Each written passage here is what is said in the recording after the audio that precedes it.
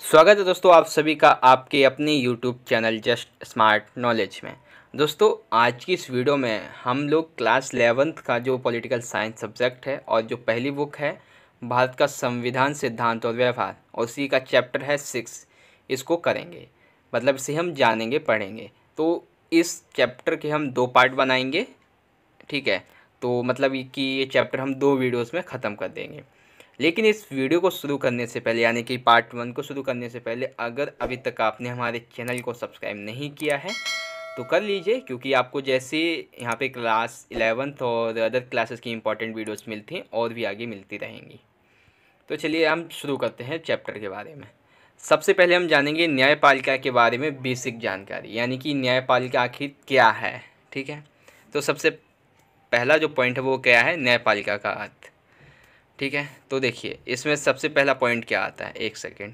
हाँ, सबसे पहला पॉइंट, न्यायपालिका सरकार का वह महत्वपूर्ण तीसरा अंग है। 2 अंग कौन से हैं, एक है आपको विधायिका और एक है कार्यपालिका, ठीक है। और तीसरा अंग आता है न्यायपालिका। तो न्यायपालिका सरकार का वह महत्वपूर्ण अंग है जिसे विभिन्न व्यक्तियों या निजी संस्थाओं ने आपसी विवादों को, बल्कि यहाँ पे यूँ बोला जाए कि संविधान ने व्यक्तियों या निजी संस्थाओं के आपसी विवादों को हल करने के लिए बनाया गया है। तो इन व्यक्तियों ने से एक पंच के रूप में देखा है, एक मंच के रूप में देखा है, ठीक है। तो कानून के शासन की रक्षा और कानून की सर्वोच्चता को सुनिश्चित करने के लिए न्यायपालिका का निर्माण किया गया है, ठीक है। उसके बाद अगले पॉइंट फिर है, इसके लिए यह ज़रूरी है, किसके लिए, कि न्यायपालिका स्वतंत्र तरीके से निर्णय ले सके। उसके लिए यह ज़रूरी है कि वह किसी भी राजनीतिक दबाव से, यानी कि उसके ऊपर कोई भी राजनीतिक दबाव नहीं होना चाहिए, तभी वह स्वतंत्र निर्णय ले पाएगी, ठीक है। अगला पॉइंट है, न्यायपालिका देश के संविधान, लोकतांत्रिक परंपरा और जनता के प्रति जवाबदेह होती है। अर्थात जो न्यायपालिका होती है वो देश के संविधान के प्रति यानी कि लोकतंत्र के प्रति और जो जनता होती है उनके प्रति जवाबदेह होती है, ठीक है। उसके बाद आगे पॉइंट हैं, ये 2 पॉइंट हैं, लास्ट 2 हैं, ठीक है। विधायिका और कार्यपालिका न्यायपालिका के कार्यों में किसी प्रकार की बाधा ना पहुंचाए और न्यायपालिका ठीक प्रकार से कार्य कर सके, ठीक है। और न्यायाधीश बिना भय या भेदभाव के अपना कार्य कर सकें। तो देखिए इन 2 लाइन्स का मतलब बस यही है कि न्यायपालिका अगर अपना स्वतंत्र रूप से कार्य करना चाहे तो उस समय क्या है कि जो विधायिका है और जो कार्यपालिका है वो न्यायपालिका के कार्यों में किसी भी प्रकार का कोई बाधा ना पहुंचाए, तभी न्यायपालिका अपना कार्य पूरी तरीके से कर पाएगी। और न्यायपालिका में क्या होते हैं, न्यायाधीश होते हैं। तो न्यायाधीश इनके बीच में जब भेदभाव नहीं होगा तो ये अपना कार्य आसानी से कर पाएंगे। तो न्यायपालिका के अर्थ के बारे में आपको पता चला कि ये न्यायपालिका जो है वो सरकार का तीसरा महत्वपूर्ण अंग है, ठीक है। न्याय करने के लिए इसे बनाया गया है, संविधान के लिए बनाया गया है। राजनीतिक दबाव को मुक्त हो तभी ये मतलब जो न्यायपालिका है वो कार्य कर सकती है। लोकतांत्रिक परंपरा को बरकरार रखने के लिए इसका निर्माण किया गया है, ठीक है। अब बात करते हैं न्यायाधीश के बारे में कि न्यायाधीश क्या होता है। तो देखिए न्यायाधीश, पहला पॉइंट, न्यायाधीश के रूप में नियुक्त होने के लिए व्यक्ति को वकालत का अनुभव या कानून की विशेषज्ञता होना जरूरी है और इनका कार्यकाल जो होता है वो निश्चित होता है, ठीक है। तो न्यायाधीश के मतलब किसी व्यक्ति को अगर न्यायाधीश बनना है तो उसे सबसे पहले तो भाई वकालत आनी चाहिए, ठीक है। वकालत होने के साथ साथ या वकालत नहीं भी हो, बस उसे कानूनों के बारे में, जो संविधान में कानून दिए गए हैं, जो हमारा मतलब कानून है उसके बारे में उससे पूरी की पूरी जानकारी होनी चाहिए, तभी वो न्यायाधीश बन सकता है। ये सेवानिवृत्त होने तक अपने पद पर बने रहते हैं, यानी कि जब तक ये रिटायर नहीं होते हैं तब तक अपने पद पर बने रहते हैं और इनका कार्यकाल भी निश्चित होता है, ठीक है। विशेष परिस्थितियों में इन्हें हटाया जा सकता है, विशेष परिस्थितियों में न्यायाधीशों को हटाया जा सकता है। और ये कब हटाया जाता है, जब वो कोई कार्य अलोकतांत्रिक तरीके से करते हैं, संविधान के दायरे में रह के नहीं करते हैं, तब उन्हें न्यायाधीशों को हटा दिया जाता है। न्यायपालिका विधायिका या कार्यपालिका पर वित्तीय रूप से निर्भर नहीं है। जो न्यायपालिका है वो ना तो विधायिका पर ना ही कार्यपालिका पर वित्तीय रूप से निर्भर नहीं है। हालांकि हमने विधायिका वाले चैप्टर में पढ़ा था कि जो विधायिका है जब वो अपना बजट पेश करती है, बजट पास करती है अपनी तरफ से, ठीक है, तो न्यायपालिका और कार्यपालिका के जो कार्य होते हैं उन पर नज़र रखती है, उनका लेखा जोखा रखती है, कहाँ पे कितना पैसा खर्च है। लेकिन इस मामले में कहीं ना कहीं देखा जाए तो न्यायपालिका को कई हद तक अधिकार है वित्तीय रूप से अपने, ठीक है, मतलब वो विधायिका या कार्यपालिका पर पूर्ण रूप से निर्भर नहीं है, ठीक है। तो न्यायाधीशों के बारे में आपको ये बातें पता चली। अगला पॉइंट आता है हमारा, न्यायाधीश की नियुक्ति कैसे होती है। तो देखिए नियुक्ति के रूप में क्या पॉइंट है, न्यायाधीशों की नियुक्ति मंत्रिमंडल, राज्यपाल, मुख्यमंत्री और भारत के मुख्य न्यायाधीश, ये सभी न्यायिक नियुक्ति की प्रक्रिया को प्रभावित करते हैं। अर्थात किसी न्यायाधीश की नियुक्ति में मंत्रिमंडल का भी हाथ होता है, राज्यपाल का भी हाथ होता है, मुख्यमंत्री का भी, और जो भारत के मुख्य न्यायाधीश है उनका भी। लेकिन अगर हम बात करें कि सुप्रीम कोर्ट का जो जज है उसकी नियुक्ति कौन करता है, तो उसकी नियुक्ति राष्ट्रपति भी करते हैं, राष्ट्रपति, मंत्री और जो हमारी संसद होती है वो मिलके करती है, ठीक है। वहीं अगर हम किसी उच्च न्यायालय की, मतलब कि जो सबसे ऊपर वाली न्यायालय होती है उससे नीचे की बात करें तो उसमें मंत्रिमंडल, राज्यपाल, मुख्यमंत्री और भारत के मुख्य न्यायाधीश जो होते हैं वो उनकी नियुक्ति करते हैं, ठीक है। मुख्य न्यायाधीश की नियुक्ति के संदर्भ में यह परंपरा भी रही है कि सर्वोच्च न्यायालय के सबसे वरिष्ठ न्यायाधीश को मुख्य न्यायाधीश चुना जाएगा। अब देखिए मुख्य न्यायाधीश की अगर नियुक्ति करनी है तो उसके संदर्भ में ये बात रही है कि जो सर्वोच्च न्यायालय का सबसे वरिष्ठ यानी कि जो सबसे बड़ा न्यायाधीश होगा, जो रिटायर होने वाला होगा, ठीक है, जिसका पद बड़ा होगा, उसको मुख्य न्यायाधीश बनाया जाएगा। लेकिन भारत में इस परंपरा को 2 बार तोड़ा गया। एक बार तब तोड़ा गया जब इंदिरा गांधी जी प्रधानमंत्री बनी थी 1969 या 70 के आसपास, ठीक है, जिस टाइम से लाल बहादुर शास्त्री का निधन हुआ था, उस समय पे यह जो परंपरा है वो तोड़ी गई थी, ठीक है। और दूसरी बार की कब है वो मुझे उतना याद नहीं है। तो बेसिकली कहना यही है कि जो मुख्य न्यायाधीशों की नियुक्ति होती है वो जो न्यायालय होता है सर्वोच्च न्यायालय का, उससे उनका जो वरिष्ठ न्यायाधीश होता है उससे मुख्य न्यायाधीश चुना जाता है, ठीक है। और सर्वोच्च न्यायालय और उच्च न्यायालय के अन्य न्यायाधीश की नियुक्ति राष्ट्रपति भारत के मुख्य न्यायाधीश की सलाह से करता है। अब देखिए सर्वोच्च न्यायालय हो गया और जो उच्च न्यायालय हो गया, यहाँ के जो मुख्य न्यायाधीश होते हैं उनकी नियुक्ति राष्ट्रपति और भारत का जो मुख्य न्यायाधीश होता है वो करता है, ताकि न्यायालय की स्वतंत्रता व शक्ति संतुलन दोनों ही बने रहें। अब देखिए यहाँ पे कन्फ्यूज़न ये है कि देखिए सर्वोच्च न्यायालय और उच्च न्यायालय के जो मुख्य न्यायाधीश होते हैं उसके अलावा जितने भी न्यायाधीश होंगे उनकी नियुक्ति राष्ट्रपति और वहाँ का जो मुख्य न्यायाधीश है उनकी सलाह से होती है। यानी कि बेसिकली काम यहाँ पे राष्ट्रपति का होता है न्यायाधीश की नियुक्ति में, ठीक है। अब तो ये हमारा दूसरा पॉइंट आ गया, लेकिन इससे पहले मैं आपको दिखा दूँ जो हमारा लास्ट, मतलब कि जो पहला पॉइंट है, तो ये है न्यायाधीश की नियुक्ति वगैरह, ये मैंने आपको बता ही दिया है, तो पॉइंट दिखाने की आई होप आप आवश्यकता है नहीं, आपको पता चल ही गया होगा। अब देखिए न्यायपालिका की पिरामिड रूपी संरचना, इसमें हम जानेंगे, अभी बताते हैं क्या क्या है इसमें। तो न्यायपालिका की पिरामिड से आपको पता चल रहा है कि सबसे बड़ा, फिर छोटा, छोटा और छोटा। तो देखिए ये एक टेबल है जो आपकी किताब में दी हुई है, ठीक है। एक पहले आता है सर्वोच्च न्यायालय, फिर आता है उच्च न्यायालय, फिर आता है जिला न्यायालय और फिर आता है अधीनस्थ न्यायालय। तो पूरे भारत का सर्वोच्च न्यायालय एक ही है, उच्च न्यायालय हर राज्य का होता है, जिला जो न्यायालय वो हर न्यायालय, मतलब हर जिला का होता है, और अधीनस्थ न्यायालय क्या होता है, पंचायत जो होता है, ठीक है। तो ये आपको पता चला कि सर्वोच्च न्यायालय, उच्च न्यायालय, जिला न्यायालय और अधीनस्थ न्यायालय होते हैं। अब हम जानते हैं इनके कार्यों के बारे में। तो देखिए भारत का जो सर्वोच्च न्यायालय है, कौन सा न्यायालय, भारत का सर्वोच्च न्यायालय, तो इसके बारे में हम क्या जानते हैं। देखिए सबसे पहले भारत के सर्वोच्च न्यायालय के जो क्षेत्र अधिकार हैं उनके बारे में हम थोड़ी सी जानकारी ले लेते हैं। एक सेकेंड, मैं इसको थोड़ा बड़ा कर दूं। हाँ, तो देखिए भारत का जो सर्वोच्च न्यायालय उसके क्षेत्र अधिकार के बारे में हम थोड़ी सी बात करते हैं। मैं थोड़ा सा इसको ऊपर कर दूं। हाँ देखिए सबसे पहले तो आता है क्षेत्र अधिकार में मौलिक अधिकार। तो ये केंद्र व राज्यों के बीच विवादों का निपटान करते हैं। जैसा आपको पता है कि सर्वोच्च न्यायालय जो है वो पूरे भारत का एक ही है, तो ये केंद्र के स्तर पर तो करता ही है, क्योंकि केंद्र तो पूरे देश की होती है।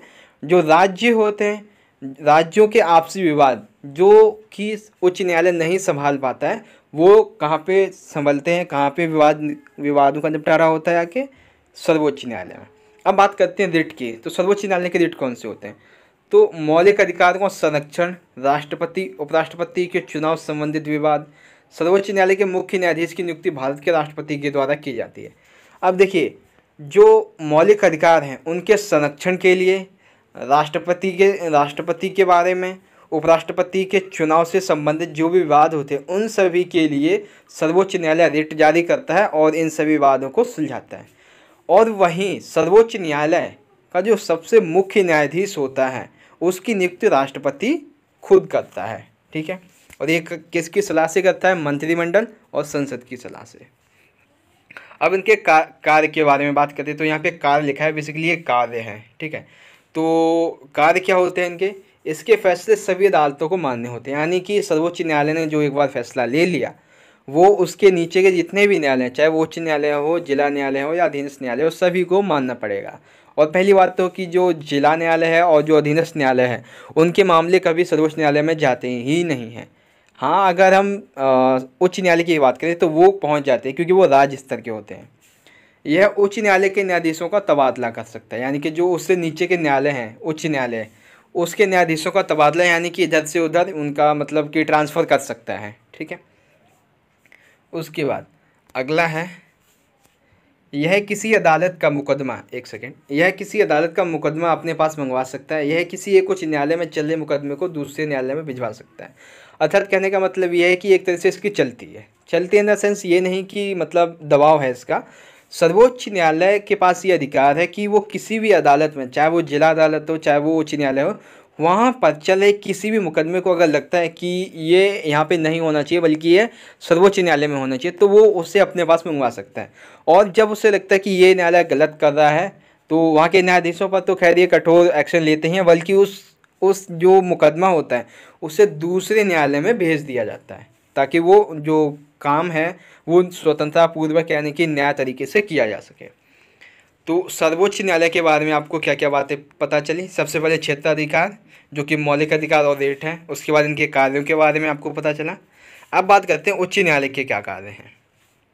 ठीक है, एक सेकेंड, तो दूसरा पॉइंट हमारा उच्च न्यायालय के कार्य। तो देखिए उच्च न्यायालय के कार्यों में सबसे पहला कार्य ये आता है, एक सेकेंड, हाँ देखिए, निचली अदालतों के फैसलों पर किए गए अपील की सुनवाई कर सकता है। अर्थात जैसे मान लीजिए अभी ये उच्च न्यायालय की बात करते हैं तो हर राज्य की होती है, वहीं अगर उस राज्य के अंतर्गत जितने जिला न्यायालय हैं वहाँ पर अगर कोई फैसला लिया गया, अगर किसी को वो अच्छा नहीं लगता, अगर किसी ने अपील कर दी उच्च न्यायालय में, तो ये क्या करता है, उनकी सुनवाई करता है।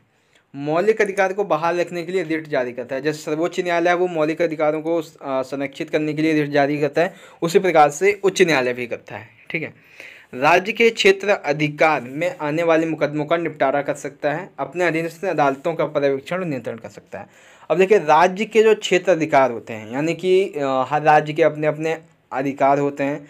जैसे केंद्रीय स्तर पर लोगों के अलग अधिकार होते हैं और राज्य की सरकार जो होती है उनके अलग अधिकार हो, तो जो क्षेत्र अधिकार होते हैं राज्य के, उन पर अगर कोई मुकदमा होता है और वो लगता है कि अगर ये केंद्र सरकार में नहीं जाए, यहीं पे सॉल्व हो जाए, तो उच्च न्यायालय में ही उन मुकदमों को सॉल्व करवा लिया जाता है। और जो उच्च न्यायालय है वो अपने से नीचे के न्यायालय यानी कि जिला न्यायालय उनका पर्यवेक्षण करता है और उन पर नियंत्रण रखता है। जैसे कि सर्वोच्च न्यायालय पे उच्च न्यायालय रखता है, उच्च न्यायालय पे जिला न्यायालय और जिला न्यायालय पे सॉरी यहाँ पे एक कन्फ्यूज़न है, जो सर्वोच्च न्यायालय है वो नियंत्रण रखता है उच्च न्यायालय पर। मान लीजिए ये सर्वोच्च न्यायालय है, एक सेकेंड मैं इसको हटा दूँ। देखिए मान लीजिए ये उच्च न्यायालय है, उसके बाद ये है, सॉरी ये सर्वोच्च न्यायालय है, ये उच्च न्यायालय है, ये जिला न्यायालय है और उसके बाद ये है अधीनस्थ न्यायालय। तो ये रखता है नियंत्रण अपना इस पर, ये इस पर नियंत्रण रखता है, ये इस पर नियंत्रण रखता है। यानी कि यहाँ पे एकदम से खाद्य चेन चल रही है। ठीक है, लेकिन यहाँ पे खाते नहीं है बल्कि यहाँ पे मतलब कि नियंत्रण रखते हैं। उसके बाद बात करते हैं जिला अदालत कार्य की। तो जिला अदालत के क्या क्या कार्य होते हैं आइए अब इस बारे में जानते हैं। तो देखिए जिले में दायर यानी कि उस जिले के अंतर्गत जो भी जितना भी क्षेत्र आता है वहाँ पे जितने भी मुकदमे होते हैं उनकी सुनवाई की जाती है। निचली अदालतों के फैसले पर की गई अपील की सुनवाई यानी कि जो अधीनस्थ न्यायालय होते हैं, ग्राम पंचायत होती है, उनकी अदालतों को क्या करती है, उन पर सुनवाई करती है। गंभीर किस्म के आपराधिक मामलों पर फैसला लेती है यानी कि अगर लगता है कि ये कार्य जो है वो काफ़ी गंभीर है तो सबसे पहले उस फैसले को देखती है, उस पर निर्णय लेती है, उस मुकदमे को देखती है। ठीक है, तो यहाँ पे हमारा आज का दूसरा टॉपिक जो है वो ख़त्म होता है, जो कि था, एक सेकेंड, जो दूसरा टॉपिक था हमारा हाँ न्यायपालिका की पिरामिड रूपी संरचना। तो इसको 4 भागों में बांटा गया, सर्वोच्च न्यायालय, उच्च न्यायालय, जिला न्यायालय और अधीनस्थ न्यायालय।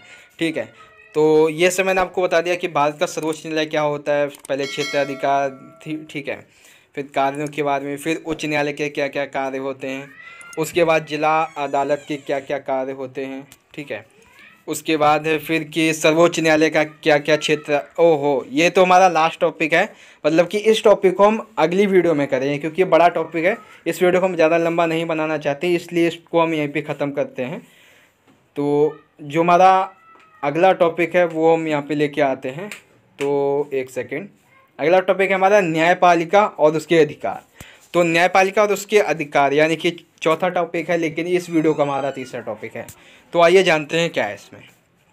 देखिए, न्यायपालिका के मौलिक अधिकारों के बारे में बात करें तो मतलब न्यायपालिका के अधिकार के बारे में, तो सबसे पहला अधिकार है न्यायिक पुनरावलोकन का अधिकार। ये न्यायिक पुनरावलोकन क्या होता है, आइए जानें। न्यायिक पुनरावलोकन का अर्थ है कि सर्वोच्च न्यायालय किसी भी कानून की संवैधानिकता जांच कर सकता है। यदि यह संविधान के प्रावधानों की विपरीत हो तो उसे गैर संवैधानिक घोषित कर सकता है। अर्थात न्यायिक पुनरावलोकन के तहत सर्वोच्च न्यायालय है वो किसी भी कानून का, यानी कि जो भी संविधान में वर्णित कानून है, ठीक है, और जो भी फैसला उन्होंने लिया, अगर उन्हें लगता है कि ये संवैधानिक नहीं है, असंवैधानिक है, तो वह अपने इस अधिकार के तहत उसकी जांच करवा सकता है और उसे बदल भी सकता है और उसे गैर संवैधानिक घोषित कर सकता है। ठीक है, आगे देखिए, अगला पॉइंट है संघीय संबंधी, यानी कि केंद्र और राज्य संबंधी। संघीय मतलब केंद्र और राज्य दोनों से संबंधित सभी मामलों में भी सर्वोच्च न्यायालय न्यायिक पुनरावलोकन की शक्ति का प्रयोग करता है। यानी कि यहाँ पे मतलब यह है कि अगर कोई फैसला केंद्रीय स्तर पर लिया गया, जो कि उनके द्वारा खुद लिया गया है, सर्वोच्च न्यायालय के द्वारा खुद लिया गया है, और अगर राज्यों के द्वारा भी फैसला लिया गया, अगर लगता है कि यह फैसला गलत है, असंवैधानिक है, तो जो सर्वोच्च न्यायालय का न्यायाधीश है, सर्वोच्च न्यायालय जो है वो अपना न्यायिक पुनरावलोकन की शक्ति के द्वारा उनकी दोबारा से जांच करवा सकता है। अगर लगता है कि ये गलत है तो दोबारा से मुकदमे पे सुनवाई होगी और उसे असंवैधानिक घोषित कर दिया जाएगा। ठीक है, अगला है न्यायपालिका विधायिका द्वारा पारित कानूनों की और संविधान की व्याख्या करता है, प्रभावशाली ढंग से संविधान की रक्षा करता है। अर्थात न्यायपालिका क्या है कि विधायिका के द्वारा, यानी कि विधायिका यानी कि संसद, तो संसद के द्वारा जो भी कानून पारित किए जाते हैं, उनकी जो व्याख्या की जाती है, तो उनकी रक्षा कौन करता है? रक्षा इन द सेंस कि अगर मतलब मान लीजिए कोई कानून लागू कर दिया गया और उस कानून को लेके किसी के बीच में विवाद हो रहा है, ठीक है, और हालात ऐसे हो गए कि लड़ाई वगैरह हो सकती है, दंगे वगैरह हो सकते हैं, तो उस समय उस चीज़ को कैसे संभाला जाए, ये कौन ध्यान में रखता है? न्यायपालिका। ठीक है, ताकि जो संविधान है वो प्रभावशाली ढंग से चल सके और संविधान की रक्षा हो सके।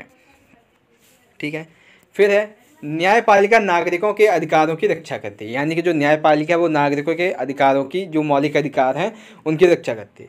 जनहित याचिकाओं के द्वारा नागरिकों के अधिकारों की रक्षा ने न्यायपालिका की शक्ति में बढ़ोतरी की है। यानी कि जो जनहित याचिकाएं होती हैं उनके द्वारा जो नागरिक होते हैं वो अपने अधिकारों की रक्षा के लिए मांग लगा सकते हैं। तो इससे क्या होती है कि न्यायपालिका की शक्ति होती है वो बढ़ जाती है, क्योंकि उनके पास काम, मतलब कि मौलिक अधिकारों का जब कोई हनन करता है तो नागरिक जनहित याचिकाओं के द्वारा वहाँ पे अपनी जो शिकायत है उसे दर्ज करवाते हैं। और ऐसे में क्या होता है कि जो न्यायपालिका की शक्ति होती है वो बढ़ जाती है, क्योंकि उसके बाद अधिकार तो पहले से ही होते हैं, लेकिन जब कोई याचिका दायर करता है तो उन्हें और भी कार्य करने में, मतलब उनको कार्य मिल जाता है, तो जिससे वो अपने इस अधिकार का पूर्ण रूप से उपयोग करते हैं। ठीक है, तो ये बात आपको पता चली।